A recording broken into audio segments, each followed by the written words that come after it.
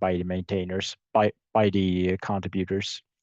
Um, they are maintainers are humans, not robots. They transition for a burnout, change of family, or in holiday interest, or their company refactors, creates a new design or pivots in any way. So all of a sudden, the open source project, which everyone depends on, can become unmaintained or open for vulnerabilities of different aspects. So when we talk about maintenance labor, in this case, about the activity invested by these individuals into projects, supporting the development maintenance, either coming from the maintainers or the contributors. And for a sustainable project, you need to have a sustainable amount of this kind of labor from both sides present, but also long term. So there is a need for different, we call in the paper, we call this human infrastructure, which maybe is a bit academic, but basically how can we support the and sustain the availability of this kind of labor coming both from the contributor side and maintainer side.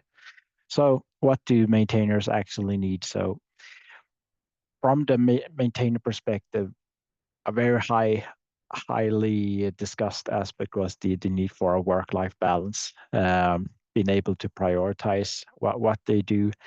There is typically a large pressure, social expectations, sometimes very explicit, sometimes more implicit, coming from the community.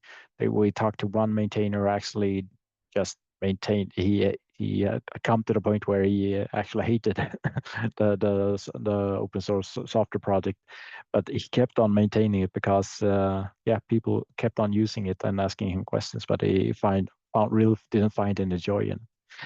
And it's also about finding time for your private life, and I think one thing that also stood out is not that the need for funding specifically, although funding was raised in this context, but more like the ability to feel safe, like in the community, have a good atmosphere, but also having like the social, what you call it, the social infrastructure, like the social benefits from that the work can give in terms of insurances and so on.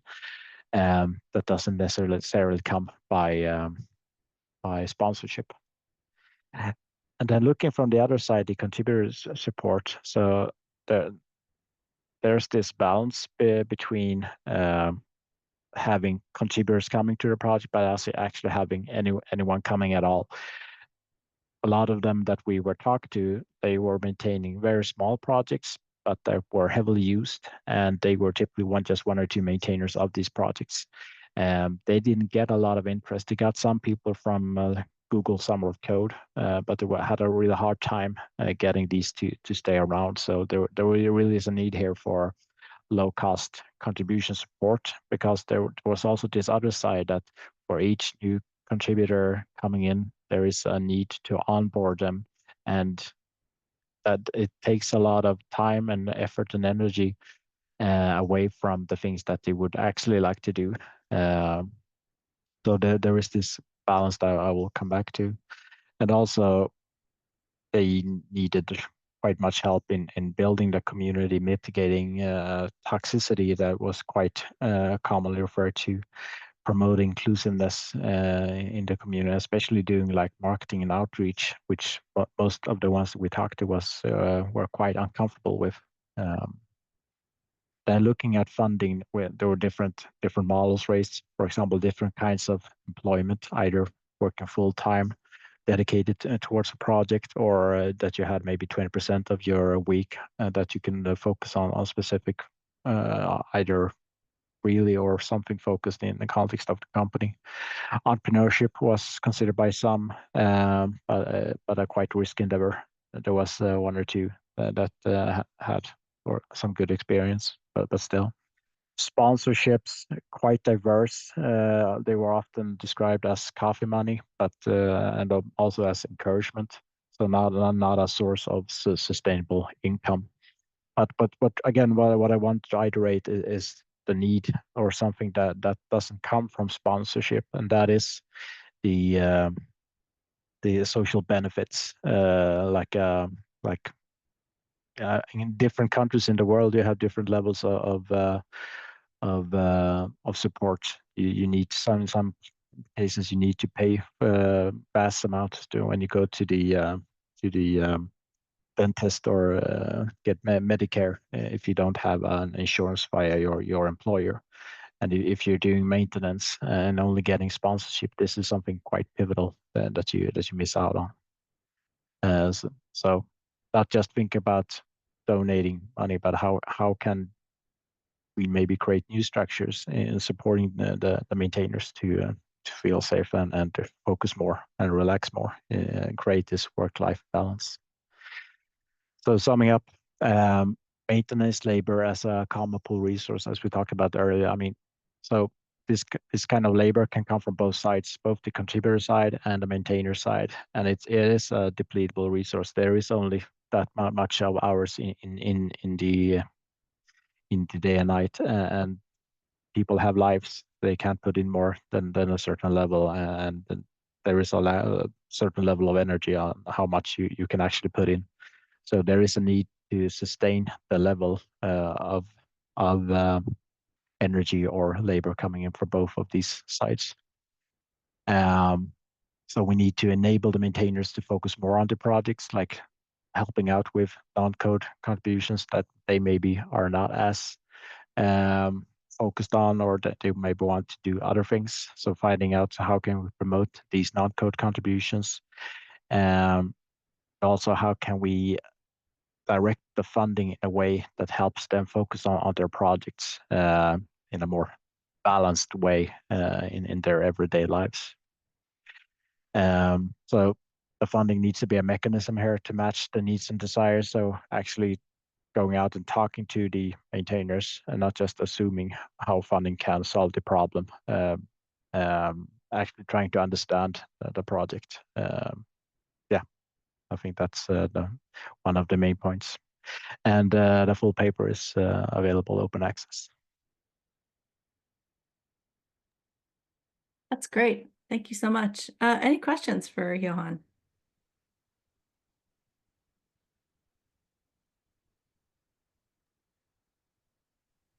I had one question on one of your slides. You had social expectations.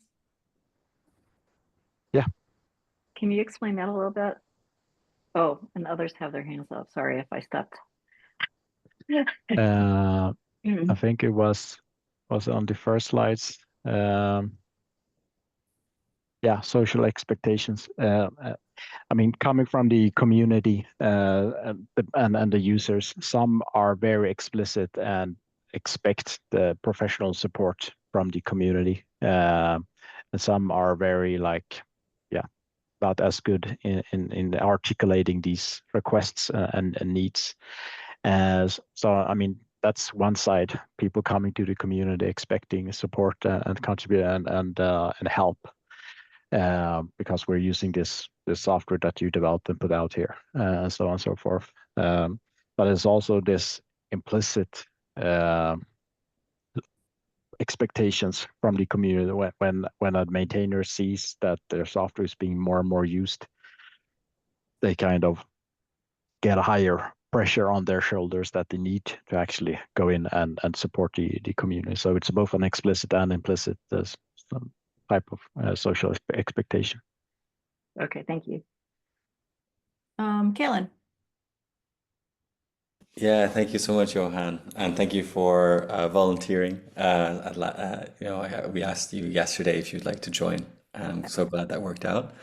I have two-part question. The first is wondering if there are any findings that surprised you, because I know you and your co-authors are experts in this field. So anything surprising? And second question is, are you doing any new research building on these findings? I think one thing that stood out to me, and which is why I'm repeating it again, is this like maybe non-traditional way of looking how maintainers can be supported or funded, maybe not just with via GitHub Actions, but also maybe if we can find ways in providing social insurances or life or Medicare, medic using I don't know, but medical insurances maybe something that benefits that comes with the regular work that maybe they lose by being independent and scratching their hours together for different kinds of support or sponsorship funding. So really finding a way to have a work-life balance and maybe relaxing a bit more on other areas that's to come from more regular types of working conditions. In terms of new work, so and I think that's one of the reasons I'm here is we're doing this EU project where we are investigating how the open source, both in terms of the impact and adoption, can be visualized or create awareness in some kind of high level in indicator level, maybe aligning with the metric models talked about in CHAOSS, coming from the general high level perspective, from policymakers, researchers, journalists, and so on. How can we increase the awareness of open source impact and adoption? So trying to find, okay, what work is being done and how can we develop that in primarily in the European context, but I mean, again, in the global, and also looking at the sustainability perspective. So here we can see that open source is very impactful, but how does it stand in terms of sustainability? So again, considering on the higher maybe metric model level. So that's where I'm going into now, collaborating with Fraunhofer, for example. So I hope this working group and the CHAOSS community can be a source of collaboration in this regard. Awesome, thank you. Sergen, you've got your hand up. Yes, well, Jan, thank you so much for the presentation. I mean, and maybe not a question, but more of a remark that I'm always trying to look at this problem from a software company perspective or software professionals perspective. And one thing, let's say that I think we should consider that software companies or software professionals already know that they cannot make money out of open source software. So we are sort of automatically excluded. I'm building software solutions for 20 years. I want to do open source. I know the value of open source, but I cannot do it because I know we are not going to make money out of it. So I cannot convince the companies that I'm working for that building their solutions as open source software. So isn't this creating some sort of survivorship bias when we do a survey like this, or would we consider, let's say, also extend these surveys to software companies and ask the question, let's say, would you do open source software if, let's say, we make sure that you're not going to lose any revenue out of your work, out of your product? Do you think that would be a valuable research, for example? I would be super interested in how many people like me, let's say, who are trying to get into open source, but again, know that there's no money in it and we cannot, we are excluded, as I said. Would we be interested in maybe extending the research to software professionals and software companies? That would they be willing to get into open source ecosystem? What do you think about that? I think it's kind of proven that you can make money out of open source in different ways, depending on how you position. If you look at if you consider a business model, break that down with the business model canvas in any way, open source is something it's not the value proposition itself, but you build it's a building block, and it can be partners in creating your value proposition or building a community of users and so on. But it's definitely not the thing you sell, but you can develop complementary services and products based on the open source. So coming from that perspective, I think you can make money of open source, depending on how you look at it.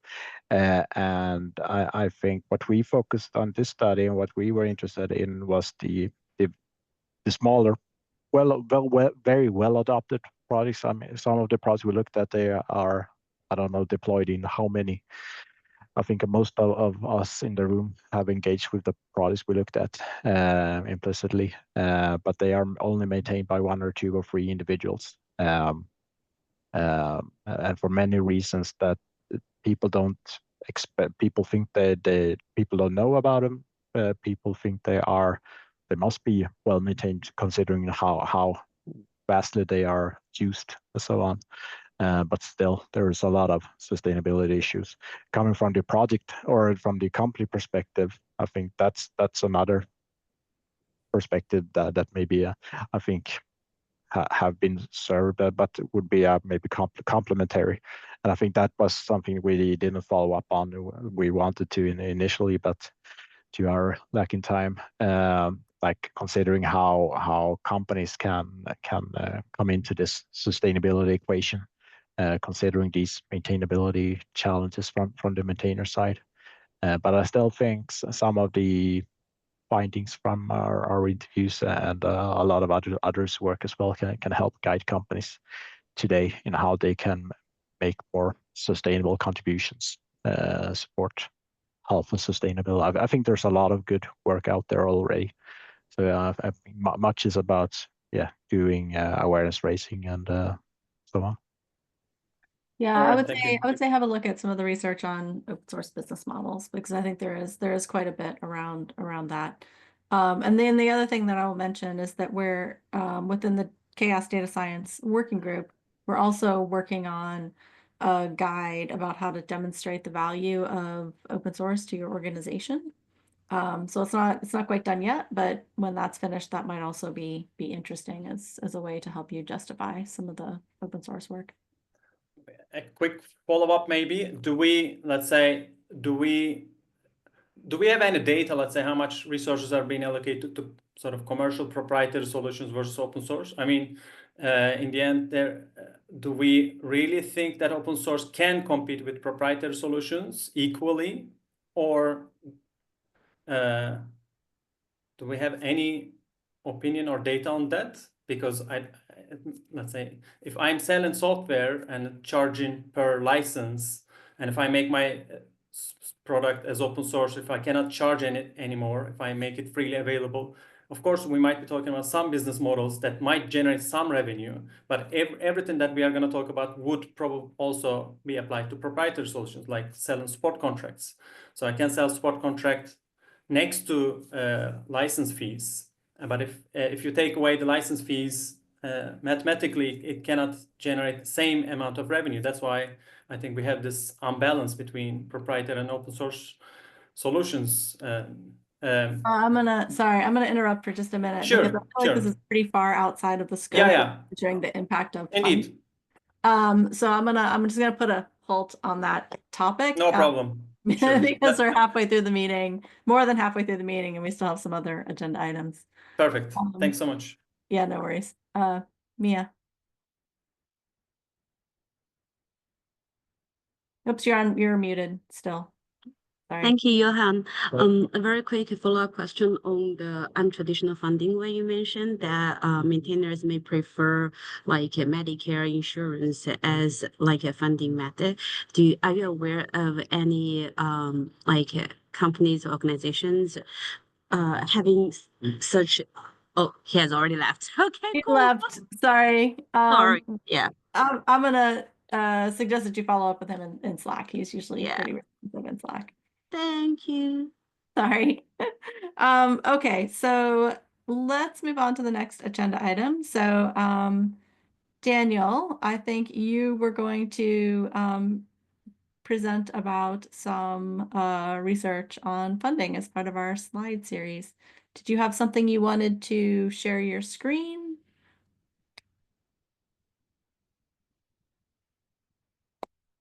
I think Daniel's on mute. There we go. Good afternoon. Okay, we can hear you. Good afternoon.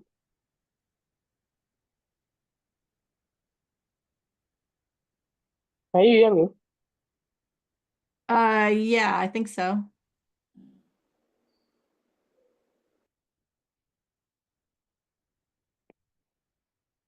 Can you hear us? I think you're muted again. Okay, can you hear me now? Yeah, better. Okay. Yeah. I read I read on the 2024 funding report, open source funding report. So that's what I was able to go through. Can I share that? Yeah, go ahead. Okay. Do you have go ahead and share, do you want to share your screen? I don't know if you have slides. I think you can share it. You can.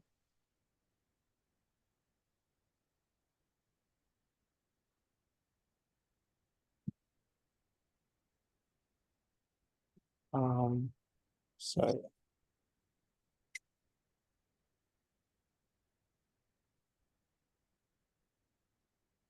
Oh, I see it now. Do you want me to share my screen? Would that be easier? Yes, that'll be easier. Yeah, I can do that. No worries. Okay. I'll just do that right now.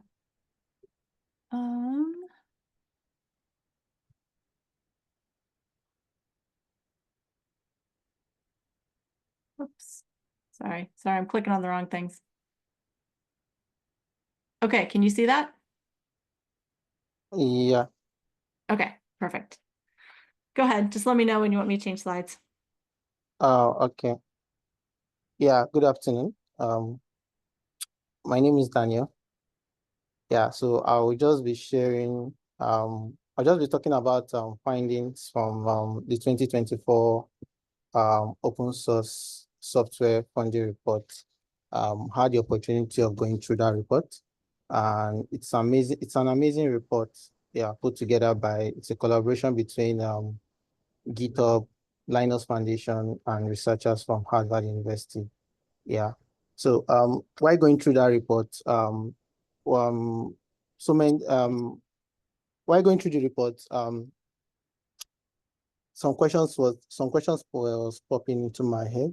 And one question was, if open source contributions suddenly disappears tomorrow, how many companies will struggle to operate? So the likes of Docker, PostgreSQL, Firefox, yeah. How many companies will struggle to operate? So funding open source is more like running a. So for this presentation, I will just highlight the problems, the solution, and the key learnings and the sustainability outcome from the report. Yeah. So funding open source is more like running a public transportation system with unpaid workers. So more like the funding, more like the bus is like the open source software. And so imagine running this bus without proper funding. So over time, they tend to break down, and if no one can keep tracking how operational they are, if over time the drivers could also get worn out and pull out. Yeah. So from this report, some of the problems highlighted was that every company depends on open source software, yet funding remains an afterthought. So we know that open source is important, but we do not know if we are funding it the right way. So some of the problems highlighted here was that open source software powers the digital world, but funding is hard to track. Yeah, and 86% contributions are unpaid labor.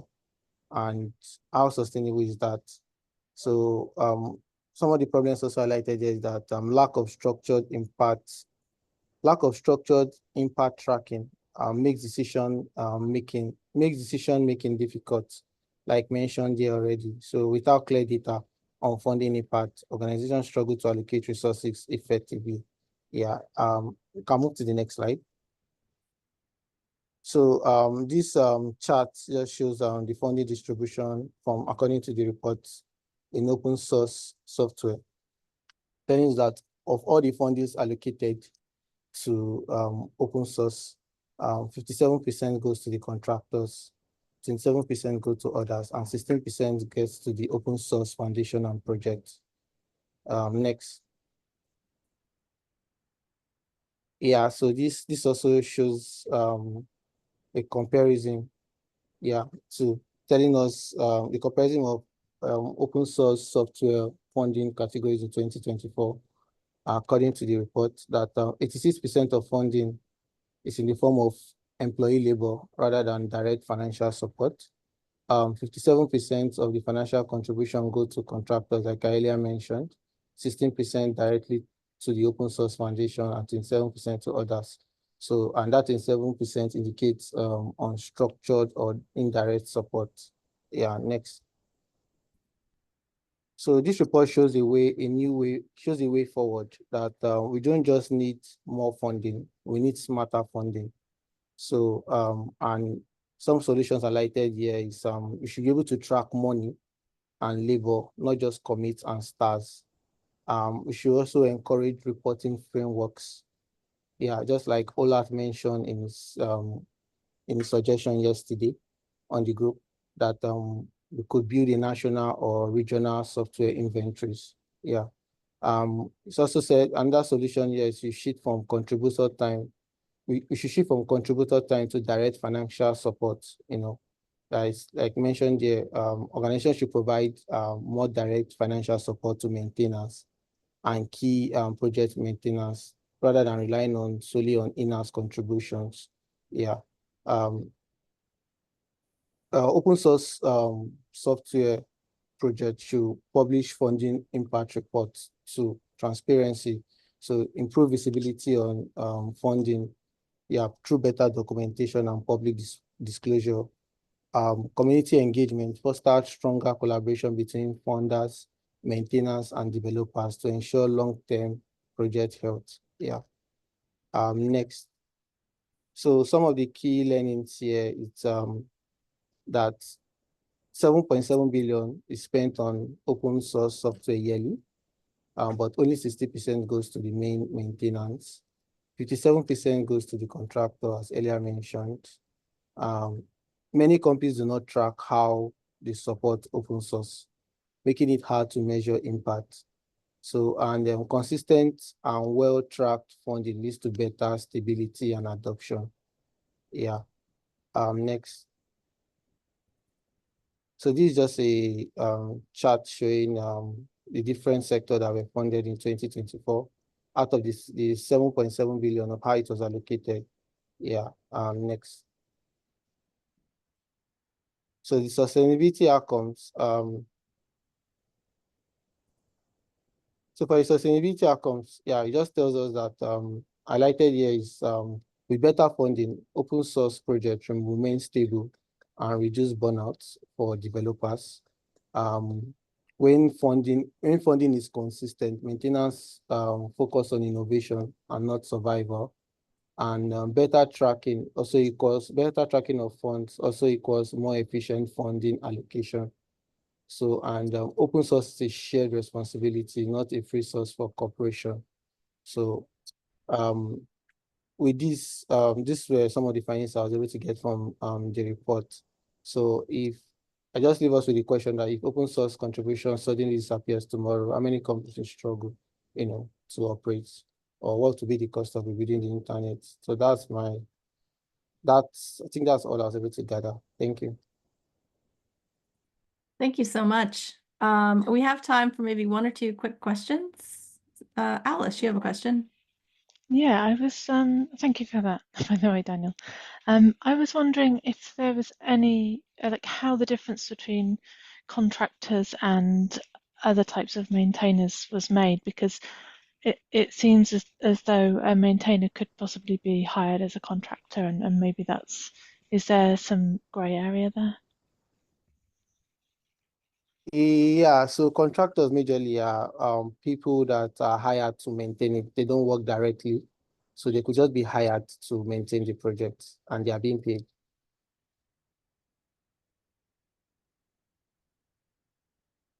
I don't know if I answered your question or I got your question correctly. Yeah, I think I understand the idea of a contractor being someone who's hired to maintain. I guess the question is, were they a maintainer first and then they got paid to deliver some specific work and then they became an unpaid maintainer again, or whether that's just not common enough to affect the numbers that you've got. So there was no much data on that, but from the reports, they just tag contractors as people who are hired to maintain.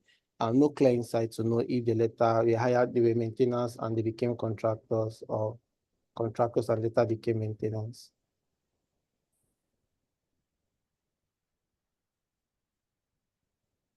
Harmony, you've got a question? Yes, first of all, I wanted to like thank him for like the perfect illustration using like public transportation system. That was really great. But I wanted to ask, the contractors, was there a possibility to like differentiate them to be if these are like individuals or like organizations itself?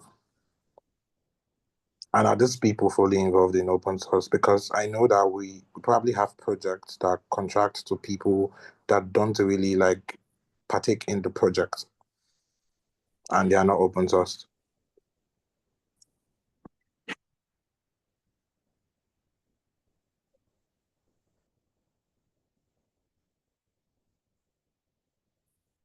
I think Did Daniel, you anyone might. hear me? Yeah, we heard the question, Harmony. I think Daniel might be on mute.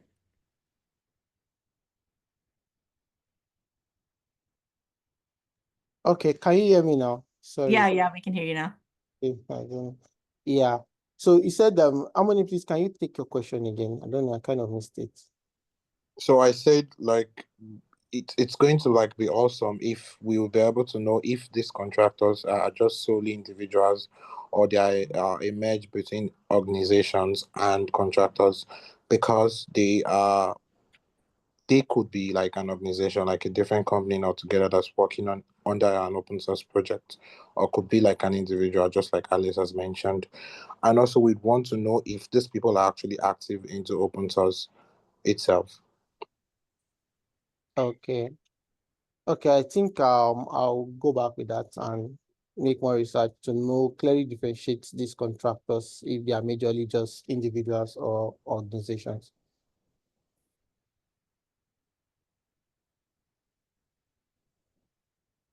Okay. Thank Thanks. you. Thank you.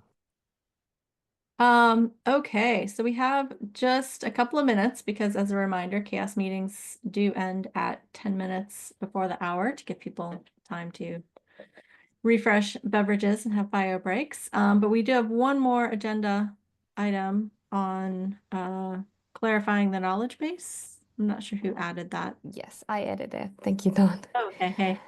Hi, everyone. I edited because I wasn't sure. I think we started a Zotero, but maybe not a repo. And also, I wasn't sure whether we're gonna try to align those two, or we, in the end, decided on one. I can speak to that just briefly. I think we actually hadn't reached a decision. Some people were saying they had existing Zotero collections that they would be happy to add stuff to or make available to the group. But I think it's a matter of general group preference. My own preference would be to perhaps to have it as an extension of the existing repo, just maybe somewhere where we put kind of recommended reading. Yeah, but I think it's as far as we got. Is anyone have a strong preference?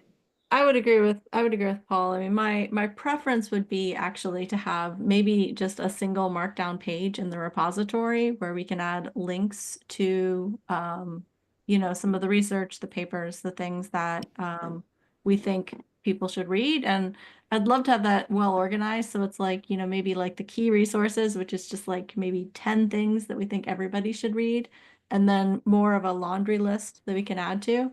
But I think as part of that list, what people can do is they can link to their existing Zotero collections. Because I feel like, the people who use Zotero already have existing collections that they use. So I don't know that we want to replicate that. Personally, I don't really use Zotero. any kind of regular basis, and I don't have any collections there, so I have no skin in the game, I guess. But it seems like that would be easiest is if we just have a page where we can link to all of the things rather than trying to maintain our own Zotero instance. Okay, Cool. thank you. I think that sounds great. Okay. And I think in our last, so Paul, Kaylin, and I have all been at conferences, so I think we've gotten a little bit behind, but I think we had, oh, I thought we had taken an action item in the last meeting to maybe work on the knowledge base. Oh yeah, here it is. I should have made that bold. So the three of us said that we would do this, and then we haven't. So I guess that's on us. I can create the file in the repo, and then others can contribute to it. Okay, How does that sound? that sounds perfect. Because when you give three people an action item, it really rarely actually because we all think that someone else is going to do it. So yes, Excellent. if you could do that, that would be fab. Okay, we have 1 minute left. I have just a couple of reminders. Open Source Summit North America is coming up in June in Denver, and the reason that's important is because we also have a CHAOSScon that is the day after. So if you're going to attend Open Source Summit North America, we'd encourage you also to register as CHAOSScon North America as an add-on. So you just add it to your registration. I think it's like $10 or something. There is also Open Source Summit EU, which we don't have a CHAOSScon with that one, but the CFP is still open. So if you have some interesting talks that you want to talk about, in this case, this working group, some funding impact measurement talks, that would be interesting to propose. I would encourage you to think about that, or just in general. We always hope that people will submit lots of talks that involve something CHAOSS related at these events. So I just remind people about the CFPs. And then, as you know, because there's a lot of confusion today, we're in the 3 weeks of daylight saving confusion where the US has changed. Most of us change on the 30th at the end of the month. So our meeting times might be a bit confusing for a couple of weeks. All right, I think we're out of time. I just want to thank everybody for coming. I want to thank Daniel for presenting some interesting research, and I think Sean is on the hook for next week. He couldn't attend this one, but I'll ping him and make sure he's good to go. And then I think Mila, you want to do one in 4 weeks, so I've got you on the agenda here. So we'll get to those in the next couple of weeks. You down? All right. Thanks, everybody. Thanks, everyone. Bye-bye. Thanks. Have a nice day. Bye-bye. Thanks, everyone.